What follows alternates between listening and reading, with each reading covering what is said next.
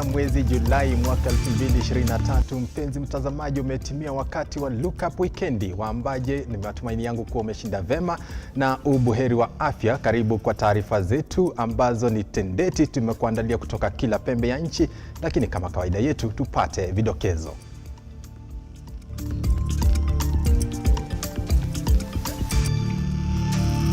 Na kwenye Lookup Wikendi, trailer which has now been established to be registered in Rwanda with a Rwanda registration with a Rwandese driver and a tanboy has caused a crash. Manusura wa ajali ya Londiani waendelea kupata matibabu, huku serikali ikilenga kuwaondoa wachuuzi kando kando mwa barabara baada ya ajali iliyowaua watu zaidi ya 55 huko Londiani. Njia ipi? The act is now suspended. That means now what is in place right now is the Finance Act of 2022. Finance Act 2023 is not operational. Serikali kwenye njia panda, huku sheria ya fedha ikipaswa kutekelezwa kuanzia leo, wakati mahakama imetoa agizo la kusimamishwa kwake hadi kesi isikizwe. Them myself, I make sure that I mentor, I hold their hands, mentor them, and make sure that whenever they go they have a landing, they know what they are going to do. Kutana na jamaa mmoja anayejivunia uvumilivu wake kazini, kutoka kwa mwajiriwa hadi mwajiri.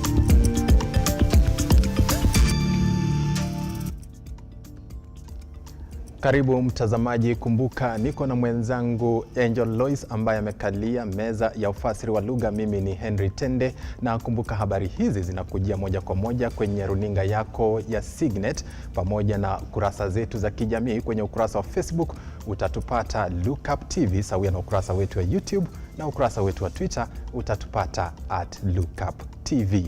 Waziri wa uchukuzi Kipchumba Murkomen hii leo amezuru eneo la ajali ya Londiani, kaunti ya Kericho, iliyowaacha watu zaidi ya 50 wakiwa wameaga dunia.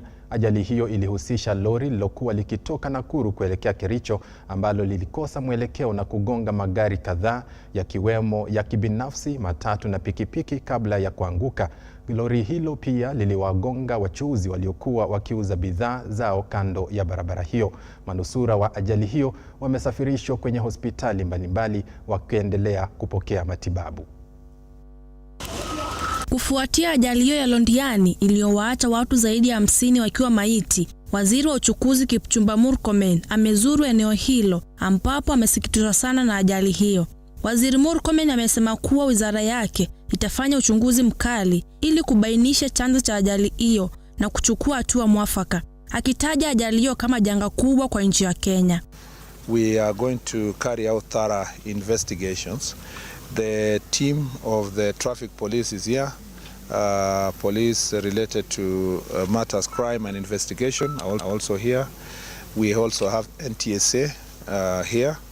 And we are going to combine forces to make sure that all the data relating to this vehicle is going to be analyzed. Kulingana na walioshuhudia ajali hiyo, lori hili lilipoteza mwelekeo kabla ya kugonga gari kadhaa na wachuuzi waliokuwa wakiendesha shughuli zao kando ya barabara hiyo. Hii ajali imefanyika wakati nilikuwa hapa Londiani, wakati nilikuwa nimetoka na nimeingia kwa junction, nikaona gari trailer ikikuja kwa mwendo wa kasi sana. So mimi ndo nilikuwa naenda kukutana na yeye, lakini nikamkwepa. Kwa mujibu wa waziri Murkomen, wizara yake itashirikiana na serikali za kaunti na ile ya kitaifa kujenga soko mbadala karibu na barabara na kuhamisha wafanyabiashara wanaouza kando ya barabara ili kuepuka janga kama hili.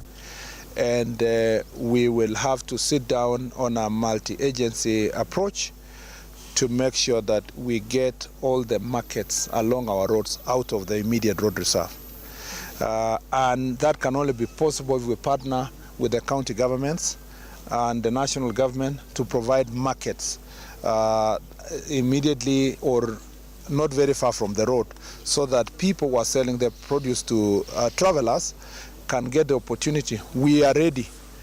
Hata hivyo, waziri huyu amedokeza kuwa madereva wote wanapaswa kujaribiwa tena ili kujua uzoefu wao. Mahututi wanapata matibabu kaunti ya Kericho na Nakuru. Stella Kilonzo, Lookuptv. Mtazamaji, kufuatia ajali hiyo iliyochukua maisha ya watu zaidi ya 50, viongozi mbalimbali wakiongozwa na Rais William Ruto wametuma risala za rambirambi kwa familia zilizoathirika na mkasa huo. Katika ukurasa wa Twitter, Rais Ruto ametaja ajali hiyo kama janga kubwa kwa taifa na kusema inasikitisha kuwa waliofariki ni vijana waliokuwa na malengo maishani na wafanyabiashara waliokuwa wakiendeleza shughuli zao. Kiongozi wa taifa ametuma rambirambi zake kwa familia zilizoathirika na kuwatakia afueni ya haraka manusura wa ajali hiyo. Rais Ruto pia amewataka madereva kuwa makini kuzuia ajali kama hizo. Kwa upande wake, Naibu Rais Rigathi Gachagua ametuma rambirambi zake kwa familia akisema ajali hiyo imewaacha pigo kubwa kwa taifa. Gachagua amesema ni uchungu mkubwa kwa familia kupoteza wapendwa wao kwa ajali kama hii na kuhimiza umakinifu barabarani.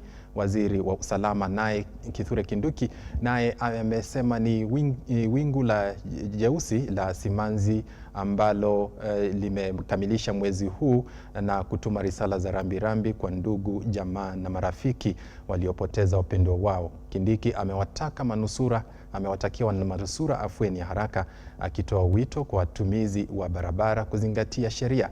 Aidha, amewaelekeza polisi wa trafiki kuwatia mbaroni wote wanaovunja sheria hizo na kuhatarisha maisha ya Wakenya.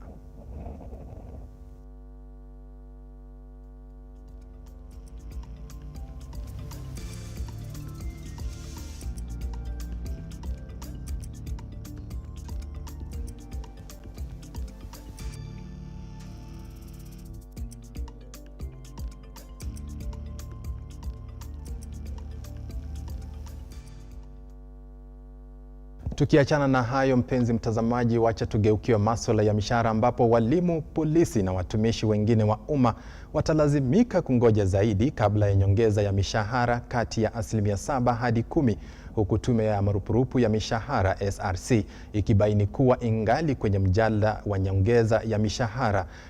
Mjadala huo ukikamilika ndipo uamuzi wa mishahara hiyo utakuwa umetolewa. The state officers, myself, my deputy, ministers, PSS, na wale wadosi wengine wa bunge na wale wengine, sisi mambo yetu tungoje tafadhali. Hayo yalikuwa ni maneno ya Rais William Ruto akisitisha mipango ya tume ya marupurupu na mishahara Src ya nyongeza mshahara wake, naibu wa serikali Rigathi Gachagua na viongozi wakuu katika serikali. Matamshi haya yalionekana kuibua mjadala mkubwa, huku tume hiyo ikijitokeza leo hii na kubainisha kuwa matamshi yake Rais William Ruto yalikuwa tu maoni yake, na kama kiongozi wa serikali ana jukumu na haki ya kuchangia katika swala hili. First is remember that we are in the process of public participation.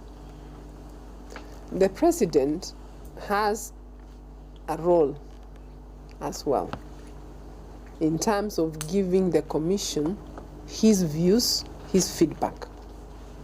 Aidha, tume hii imekashifu maoni yake Rais William Ruto ikisema kuwa sio haki maafisa wa serikali kusawazisha hatua ya nyongeza ya mishahara ya umma, kwani hatua hii sio ya dharura bali ni hatua ambayo ilianza miaka 2 iliyopita na kusitishwa kutokana na gharama ya juu ya maisha. And therefore it would not be fair to public officers to say we cannot review their pay, and yet we already froze for 2 years. We did say when the economy improves we shall review the pay. Wakiongozwa na mwenyekiti wa tume hii ya marupurupu na mishahara, wamesisitiza kuwa baada ya ahadi iliyowekwa ya nyongeza ya mishahara miaka 2 iliyopita, ni haki sasa kuendeleza utekelezaji wa mujibu huu, kwani kulingana na sheria hatua hii ni muhimu zaidi na maoni ya umma pia ni muhimu. In that process of public participation, he has we've shared the information with him. He has given his views, his concerns, and has asked for additional information which we shall provide. So that is the context in which we are looking at that. Kwa Kwa sasa matamshi ya Rais William Ruto yatasalia kuwa maoni ya mmoja wa afisa wa serikali, na tume hii mujibu wake ni kuzingatia mishahara ya kulipa majukumu katika serikali wala sio watu binafsi. So yes, we will receive all the views.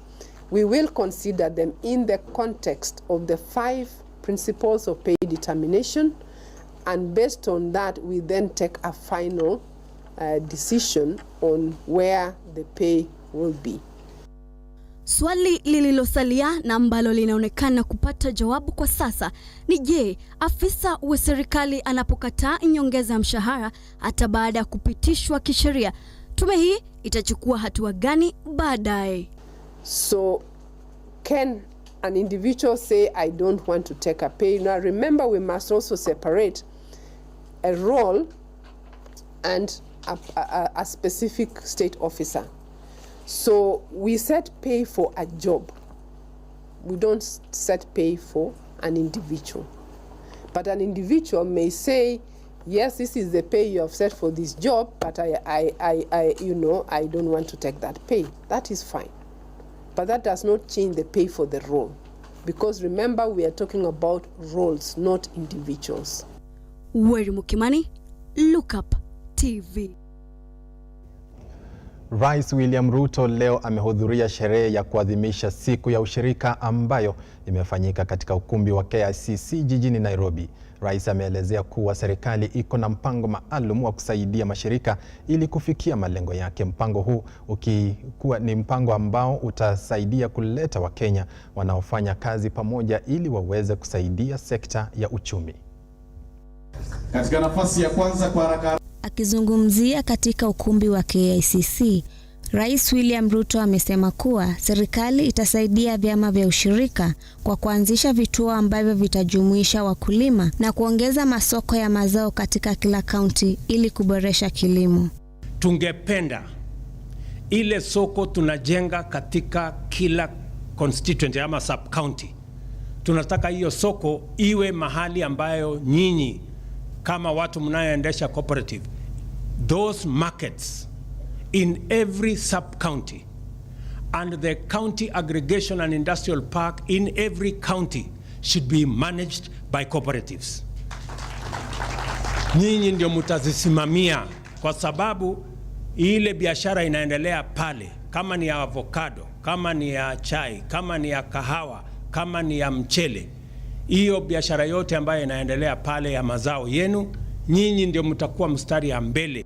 Katika sekta ya mavazi, serikali imeanzisha mpango wa kuongeza uzalishaji wa aina za pamba za BT zenye mazao mengi na kutoa kinga dhidi ya magonjwa na wadudu. Vilevile, amebainisha kuwa vyama vya ushirika pia vina uwezo wa kukuza utamaduni kwa kuweka akiba na kuwapa wanachama fursa ya kupata fedha nafuu. Hatua hii pia itapunguza changamoto zinazokumba SACCOs. Cooperatives, especially SACCOs, perform an essential financial inclusion function that expands the national penetration of savings and credit services while also making affordable credit available to people struggling to earn livelihoods at the bottom of the economic pyramid. Na ndio hiyo ndio tumesema hii sekta hii ya cooperative ni ya muhimu.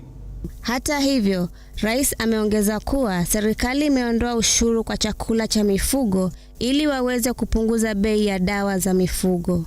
Tumeondoa ushuru kwa chakula ya ng'ombe ama chakula ya mifugo.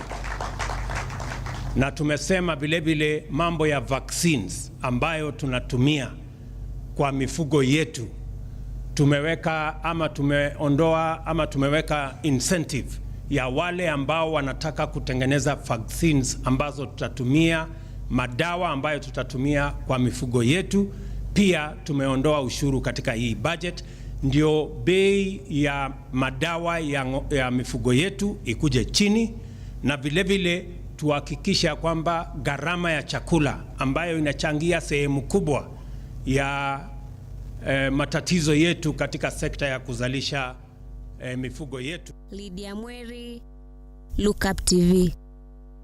Kazi nzuri sana kutoka kwa mwandishi wetu Lydia Mweri. Na kwa habari hiyo, mpenzi mtazamaji, mimi na mwenzangu Angel Lois tunachukua mapumziko mafupi. Kumbuka unaweza kuzifuatilia habari hizi kwenye kurasa zetu za kijamii. Endelea kutupa ujumbe wako nasi hatutasita kusoma mwishoni mwa habari hizi. Usikae mbali, kaa kitako, tukirejea ni habari zaidi ikiwemo makala spesheli na spoti.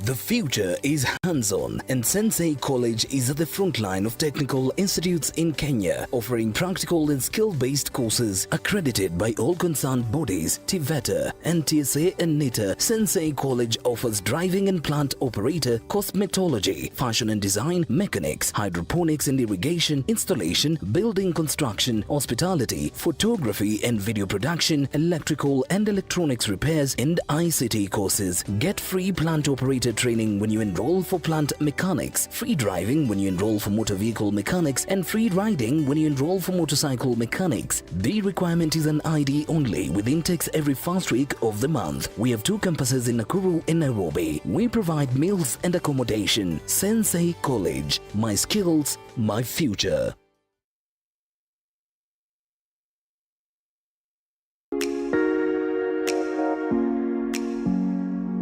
Hii shamba yako ni kubwa, my brother. Karibu. Hii shamba ni kubwa sana. Karibu nikuonyeshe kulima. Vile mambo huku inaendelea. Kwanza kwani hii sherehe tunaanza kukula kondoo lini hapa? Kwanza inakuja. Karibuni. Unaona ni kubwa basi. So hapa ndio mnaanza. Hapa ndio sasa nasari ya kitunguu. Hizi sasa zimekaa hapa 1 week. Kwa hivyo hizi sasa ni zile ukisha transplant hapa unazileta huko. Zinakuja hapa. Unazipanda. Tunapanda bado, tunapanda kwa bed. Imebakisha kama wiki 2 hivi. Hizi imebakisha 2 weeks. Matawi ikikauka iko sawa. Hii generator ya Generac ni mzuri, haina shida, hata ikinyeshewa ni sawa. Ukulima ni mali na mali joro.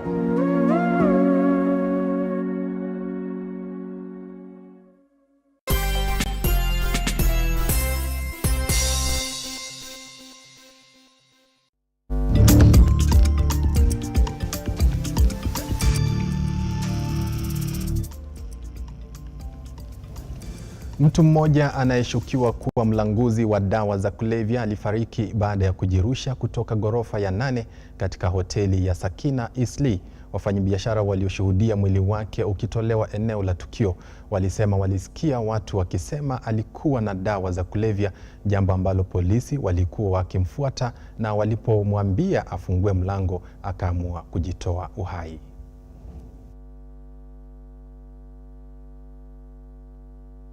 Kataa kutoa maoni yoyote kuhusiana na tukio hilo, lakini baadaye afisa mkuu wa uchunguzi wa jinai aliweza kutoa taarifa kuhusiana na tukio hilo kwa njia ya simu. Kiasi kisichojulikana cha dawa za kulevya kilipatikana katika eneo la tukio hilo na mtu mmoja kukamatwa. Hapo kulingana na management ya nyumba, nikairuhusiwi kutumia aina yoyote ya ulevi ndani ya room. Kwa hivyo yeye ni kama alipatikana akivuta kasigara hivi. Wakati management ilienda kumuuliza, walikuwa wawili kwa room moja, kitu kama hiyo. Wakati waliulizwa ndio wakaanza fujo. So management wakati iliona hawa wamekuja sana, ikaita reinforcement kutoka chini. Hawa kapanda juu, panda juu ndio hao walisense danger. Kaona hapa askari wamekuja, ndio wakaamua kufanya nini? Kama alikuwa anajaribu kuhepa, sio ati kitu kingine. Gineko, maskota wa vitongoji duni vya Kamola huko Donholm wanalilia serikali kurudisha katika ardhi yao eneo la Donholm Savannah walikokuwa wakiishi, ambalo linatazamwa na makundi ya wanyakuzi. Walisema miaka mingi iliyopita mkuzaji binafsi alianza kubomoa nyumba zao na kuwaguza. Wanataka kupata haki yao katika uongozi wa serikali ya Rais William Ruto.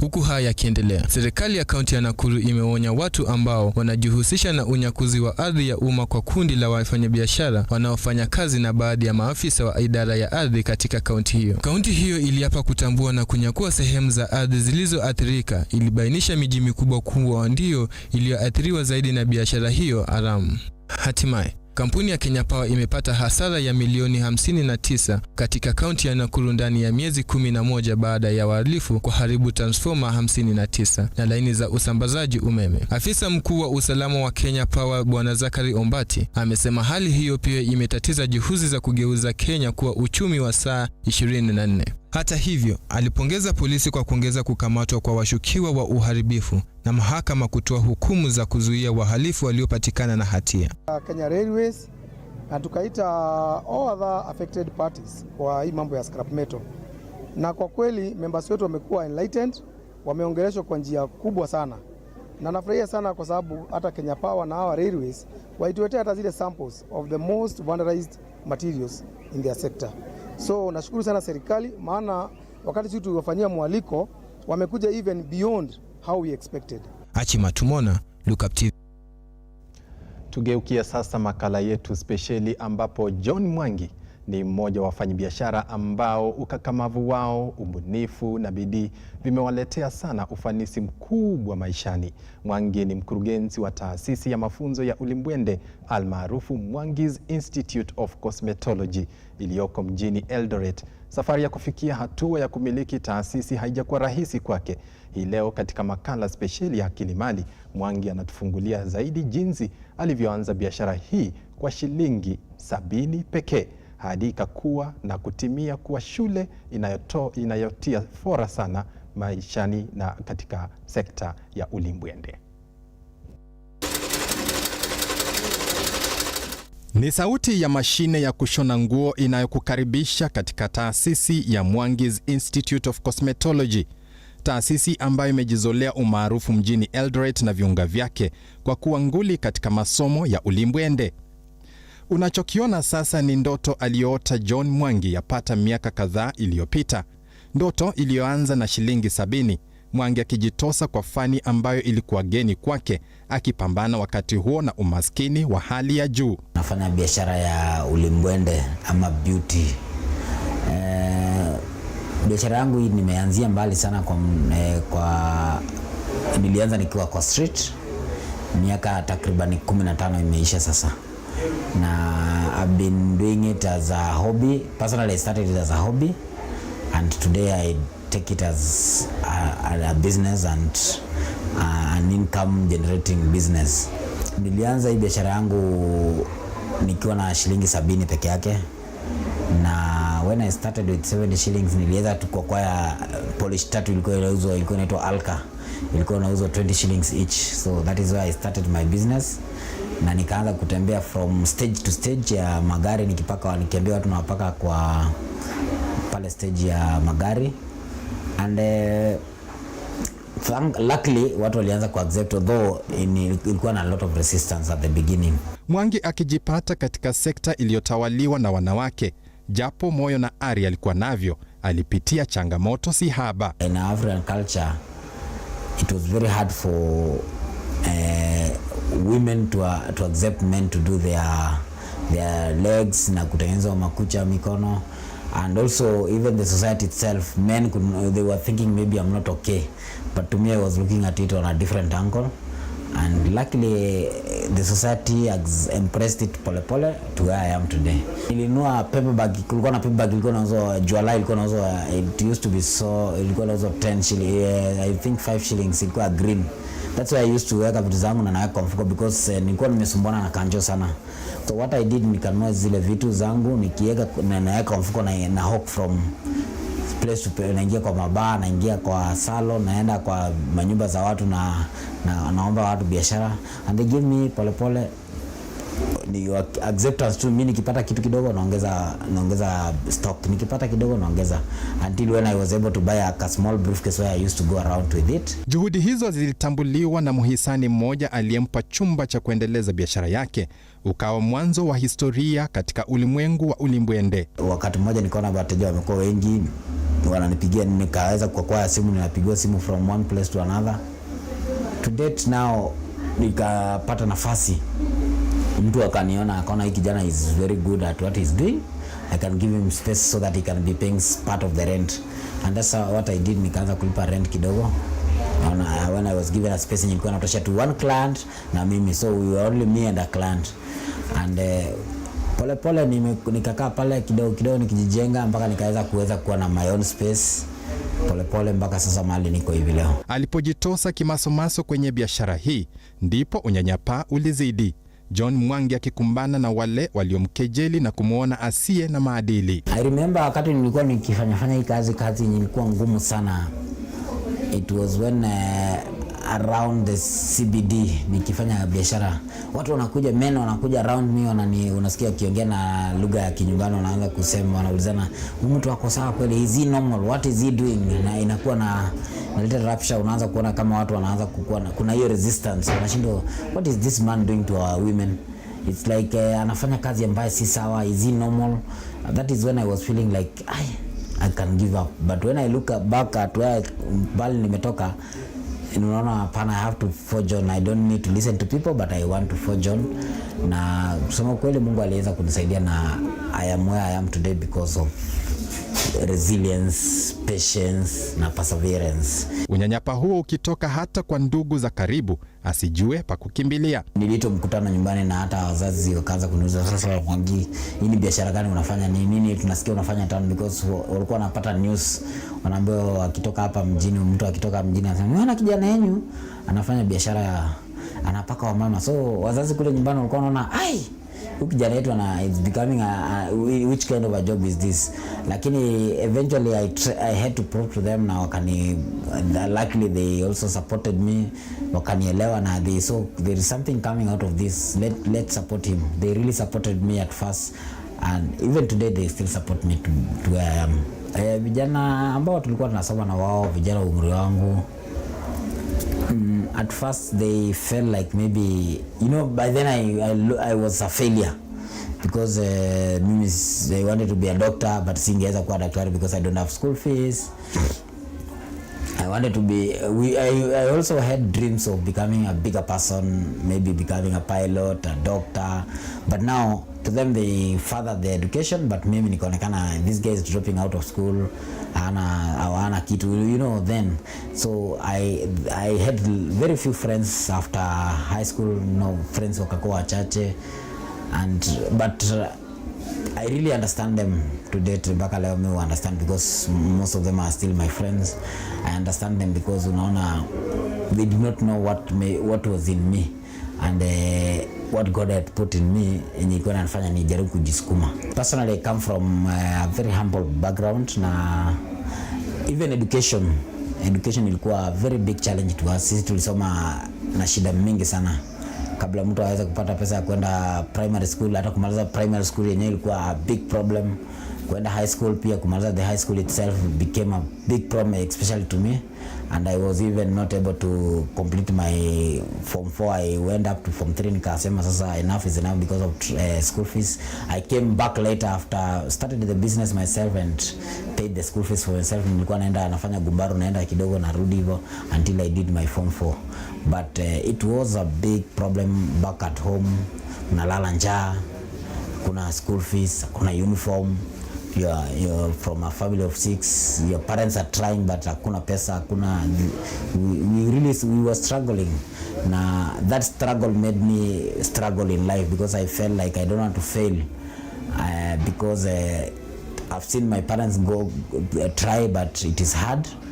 I did not want to go in the wrong direction. I wanted to make sure that my direction is good, so that I can be able to take care of my family, my younger family, and even my brothers and sisters, to make sure that they are better off than me. Kwa kuwa bidii na ukakamavu ni nguzo zinazoweza kupasua anga ukafikia jua, changamoto alizozipitia Mwangi hazikumvunja moyo, bali zilichochea ndani yake ari ya kupiga hatua zaidi kwenye fani hii. Kweli nikiingia kwa hii kazi, kwa hii industry, nilikuwa napata watu wenye walikuwa wanafanya kwa salon wengi, most of them are people who had dropped out of school, wengine wameacha shule, wengine hata hawajasoma, but I decided like mimi nikaona I hata nilipo lose friends nikajua I want to turn around this industry. I had that dream of turning the industry around and making it better. Squeezing naona watu wenye wako na degree, they are doing it today, and I take pride of it, because if I did not turn around the industry, I'm sure even today the industry could still be where it was. Wanasema ni failures, ni nani. The young men, they look up to me like a role model. Most of the society, when young people, mtu unaona anakuja na kutafuta advice, anakuambia, you know, I look up to you, you are a role model. And you know, when you become a role model to many, that is satisfactory itself. Na I've seen watu wengi sana, yani hata ukiangalia applications ziko kwa ofisi yangu za watu men who want to do this job ni nyingi sana, hata sometimes you lack space to give them, but there are many who are coming looking for this job and they are ready to do it. You get very young, brilliant people, they just want to do it and they want to turn around the industry. Matunda ya bidii hii ni taasisi ya mafunzo Mwangi's Institute of Cosmetology, taasisi ambayo ina zaidi ya wanafunzi 200. Kwa kampuni yangu niko na employees over 100 and I've trained over 1 million. If it is less, it is maybe 500,000 who have trained. They've started their own businesses. They are doing very well. They are thriving in their own businesses. So by just doing that, I think I've offered a solution to this country. I've offered a solution to most of the younger people. I've offered a solution to the society itself around, because even the people around the society are working with me. Nilipoanza shule, nimeona you get people from Nairobi, Marakwet, Wapi. They're coming to my school, they impact them with I've impacted them with the knowledge, and then after impacting them, you make sure that they can even go to their own kule mashinani and start something. Get the wheel rolling, and for sure it is happening. So I've brought for the society, I've even started the school for training. I'm training. I train on beauty, train on hairdressing, garment making. I'm training even in fashion design, and we are looking forward to make sure that the school grows into a bigger, so that we are able to train people on these jobs that are manual jobs, and train people that we want to change the mentality of the society, that you can do anything and get something out of it. Akiangalia safari aliyotembea hadi alipo sasa, John Mwangi anatoa mwito kwa serikali kuweka mazingira sawa ya biashara kwa vijana wenye bidii ili kuziba pengo la ukosefu wa ajira nchini. People who do business like hawking, those people are not bad people. It's only that they have not been given an opportunity or a space to work. Nakumbuka one disappointment that I got from the then county, because it was not county, it was municipal, then it was municipality. Nilishikwa stage pale and I only had 20 shillings. Na niliongea na huyo askari wa Kancho, nikamwambia niko na 20 shillings aniachilie. Na alikataa na akakataa, na nikapelekwa kotini na nikashtakiwa, nikapewa a fine of 1,000 shillings or 3 months in jail. And because I did not have anything, what could I have done? I had to spend 3 months in jail. Nakumbuka wakati kulikuwa na mwezi wa 6, tarehe 1 mwezi wa 6, wakati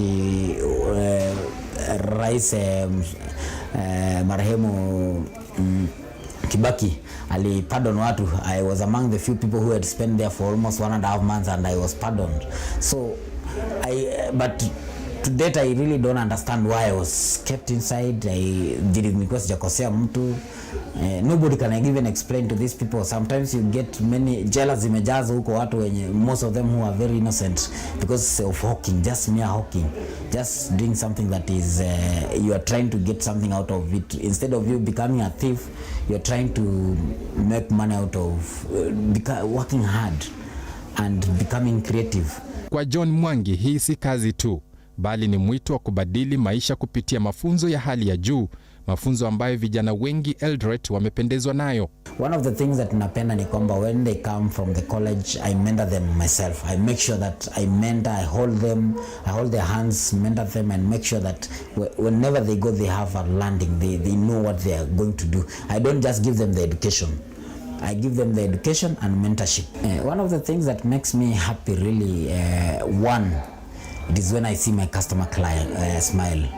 And this customer smiles because the services she's received in this company, or the men who have been shaved, or whatever the services they've received at Mwangi's beauty parlor, is that one, they are happy. When they are paying, they're happy. And another thing is that what is making them happy is this person who have mentored. That makes me more happy. This person who have trained from college, nimekuja hapa nimempea kazi anafanya, and is making my customers feel satisfied, feel happy.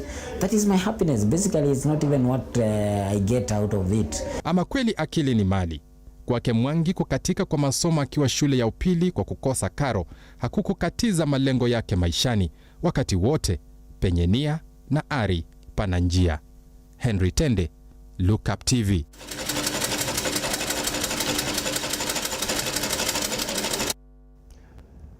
Ama kweli habari ya John Mwangi inatia moyo sana, hasa kwa vijana ambao wanainuka maishani na wana ari ya kutaka kufanya malengo makubwa maishani. Ukiwa na bidii unaweza fanya chochote ambacho unataka kufanya maishani ukafaulu. Habari hiyo ya John Mwangi ndiyo inayotufungia jamvi la Lookup taarifa Lookup Wikendi siku ya leo. Kwa niaba ya wale wote walioshiriki kuziandaa habari hizi, mimi ni Henry Tende na mwenzangu ambaye amekalia meza ya ufasiri wa lugha ni Angel Lois. Tunakutakia usiku mwanana.